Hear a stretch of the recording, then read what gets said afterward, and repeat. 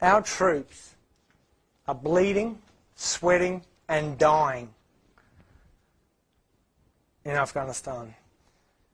In a charming, charming little hellhole part of the world called Rozgan province. It's a province I know like the back of my hand, trust me. I know what they're going through. They deserve all our respect. And they deserve to be taken care of when they come home. But you all don't know that. Because they're over there now, as they have been, fighting in a vacuum, in silence. Now, you can argue politically inconvenient for succeeding governments to tell you about, remind the fact that we're in an unpopular or sometimes popular war. Whatever, I don't care. We're not doing justice. We're not honouring their service. And that really offends me. I put a lot of the blame for that on the media, but also, people, we get the media and we get the governments that we deserve. Can you imagine my outrage end of last year, sitting in South Bank? I actually bought a 4 a.m. plane ticket to Canberra. I am glad I never used. A parliamentary debate after 9 years? And a so-called parliamentary debate. That's not my point. You know, none of us individually are responsible for that in this room. Collectively, we all are. My point being this, please take care of the diggers when they come home. You've got no idea what's happening to them. You've got no idea where they're ending up. Do you know how many, since 9/11, Australian soldiers have served just in Afghanistan? Nothing like the Americans, thank God. But would anyone care to take a punt? We have a standing army of 55,000 soldiers. 20,500 individual Aussies have gone to Afghanistan. That doesn't count repeats. 40,500 have served in Iraq and or Afghanistan. And there's going to be quite a few more to go yet. I have PTSD. I have traumatic brain injury from explosions. I'm having trouble adjusting. Trust me, so are they. 6RAR is based here in Brisbane. When their lads were copping it last year, middle of last year, when their boys, 5 or 6 of them went down, I went to every one of their services. I just want to say this.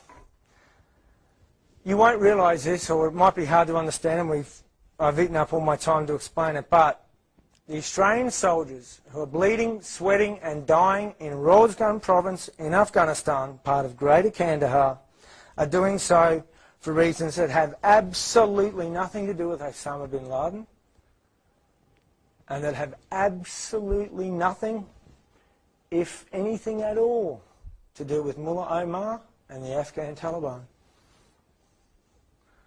That's a fact. The reason that war is being prosecuted, was being perpetuated for now, and this may be a leap, which is why I don't have time to explain it. Our troops are over there going through what they're going through because India and Pakistan don't get along. And that's the honest truth of it. If you have any doubts, ask the American Pentagon, ask the director of the CIA. The Taliban, Afghan Taliban, not Pakistan Taliban, forget them. Afghan Taliban, the ones coming and killing our boys, trained by the Pakistani intel, trained years ago by the CIA. They can only conduct their insurgency if they have safe places to run back to, which is Pakistan. Pakistan, to many degrees, provides that to them. It's a thorny relationship. Imagine trying to herd those cats, huh? Why does Pakistan do that? It doesn't arm them, doesn't really train them anymore, but of course it does a little bit. So why does it give them sanctuary? America's not happy, the international community's not happy. Well, they want to see these guys continuing to disrupt and destabilise the situation in neighbouring Afghanistan, a country on their border, a country they perceive to be a client state of India. Not entirely without merit. India would rival, I think, only China for the amount of billions of dollars of aid being pumped in. When Ahmed Shah Massoud, the Afghan anti-Taliban commander, was the last man standing before 9/11, there was only one valley, the Panjshir, that had yet to be taken by the Taliban. Ahmed Shah Massoud, a charismatic northern leader, held that. He did so with nothing. He begged the West to help him, but we didn't care before 9/11. No one did.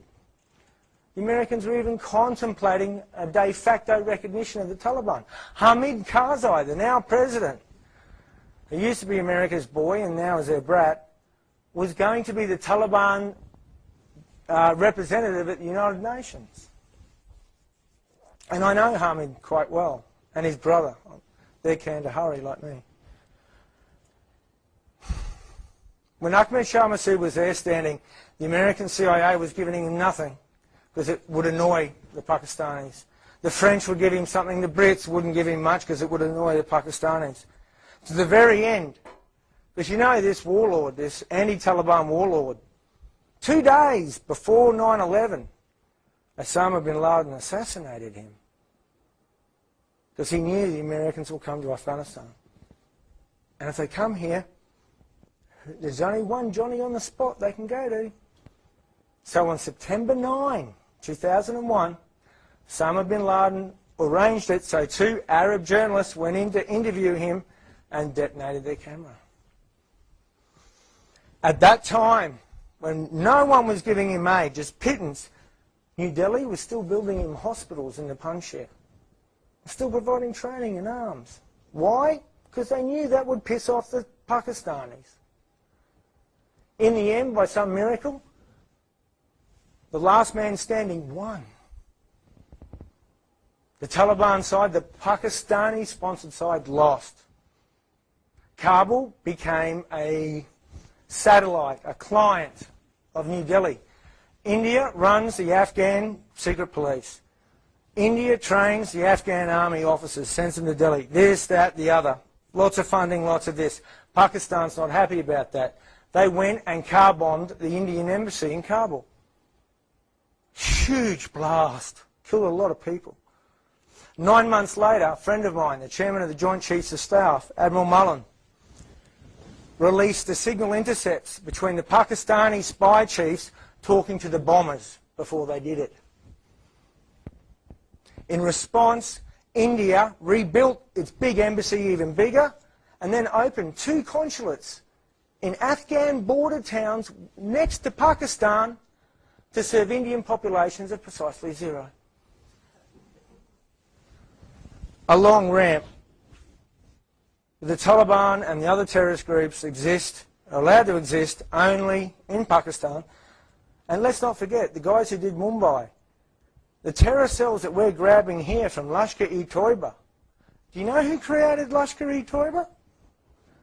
Then President Pervez Musharraf.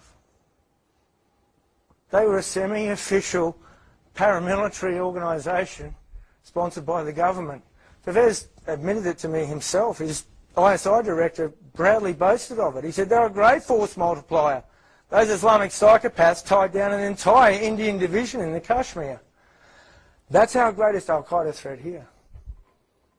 People like Lashkar-e-Toiba, they're the ones we're rolling up. The guys who did Mumbai. Still links to the Pakistani government. All of which just feeds into for me to say, I wish there was something we could do so that our boys didn't have to keep coming home in body bags and coming home wounded for the rest of their life.